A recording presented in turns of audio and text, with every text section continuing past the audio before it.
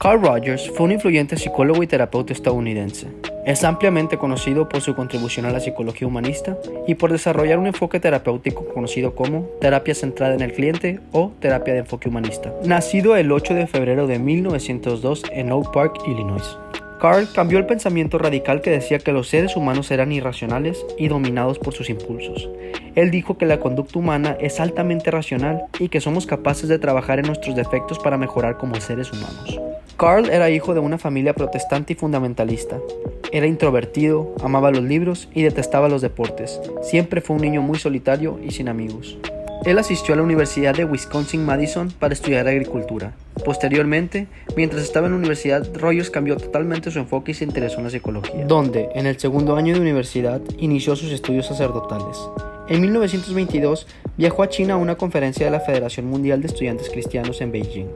Al poco tiempo, realizó una gira por el oeste chino que le sirvió para temperar sus actitudes religiosas fundamentalistas, lo cual lo ayudó a conseguir cierta dependencia psicológica. Carl cuenta que al asistir a la universidad lo ayudó mucho a desarrollarse como persona.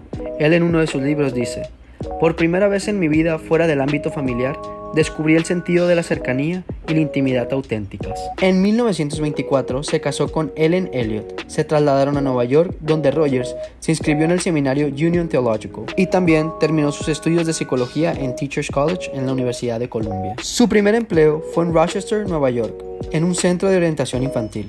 Carl no tenía relación con ninguna universidad ni nadie que supervisara ni le impusiera alguna forma de terapia en particular. Esto, por supuesto, ayudó a Carl a desarrollar su propio estilo de terapia. Entre el año 1928 y 1939 desarrolló su propio proceso de psicoterapia, el cual llamó terapia centrada en la persona. El hecho de no pertenecer a la comunidad terapéutica ayudó mucho a Rogers, ya que gozó de la libertad necesaria para realizar sus investigaciones sin obstáculos. Rogers escribió un análisis formal de la relación terapéutica titulado Counseling and Psychotherapy. Tuvo éxito entre los estudiantes, sin embargo, ninguna publicación psiquiátrica o psicológica le dedicó siquiera una reseña. Rogers evidentemente era menospreciado ya que era un revolucionario en el ámbito de las terapias. Pero, en 1945, la Universidad de Chicago le ofreció la posibilidad de fundar un nuevo centro de consultas basado en sus ideas. En 1951, Rogers publicó Client-Centered Therapy. Esta obra contenía la primera hipótesis formal de la terapia, la teoría de la personalidad y algunas de las investigaciones que usó para formular sus conclusiones. La terapia centrada en el cliente desafiaba lo ya establecido, es decir, que el terapeuta lo sabe todo y el paciente no sabe nada. En 1957, en la Universidad de Wisconsin, tuvo la misión de desempeñar un cargo directivo compartido en los departamentos de psiquiatría y psicología. Esto era un reto evidentemente, ya que Rogers, como ya he dicho, era un revolucionario y nadie estaba a favor de su nuevo método para realizar terapias. En 1969 escribió el libro Freedom to Learn y en 1983 Freedom to Learn for the 80s, con el propósito de exponer en detalle los ámbitos educativos que él proponía.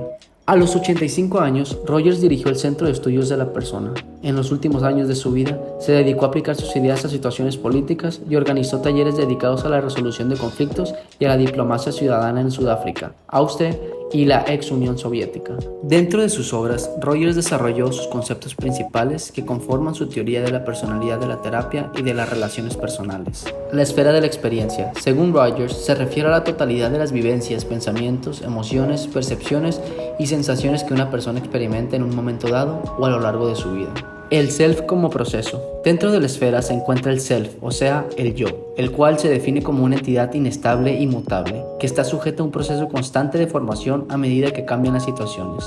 El self ideal es el concepto que la persona anhela de sí misma. Cuando este no se asemeja al self real, la persona se siente inconforme y regularmente sufre de problemas psicológicos.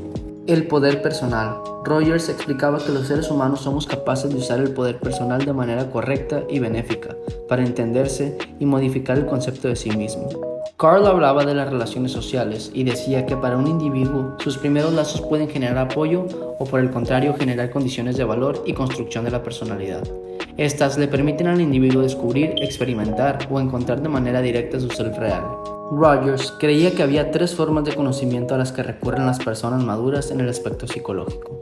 El conocimiento subjetivo, que nos da la capacidad de percibir si se ama, se odia o se goza de una persona, experiencia o suceso. El conocimiento objetivo es el entendimiento y la apreciación de la realidad externa tal y como es, sin distorsiones o interpretaciones sesgadas, basado en la percepción y el juicio racional.